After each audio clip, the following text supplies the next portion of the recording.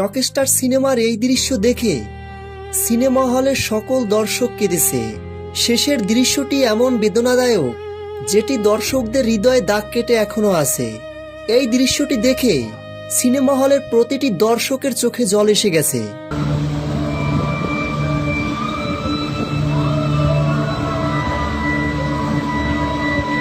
সাবিলা নূরের মৃত্যুতে শাকিব খান যেন ভেঙে পড়েছেন।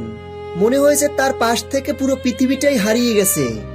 সবকিছু হারিয়ে নিঃস্ব হয়ে মাটিতে লুটিয়ে পড়েছেন শাকিব খান। একটি ঝড় এসে মুহূর্তেই সবকিছু তছনছ করে দিয়েছে।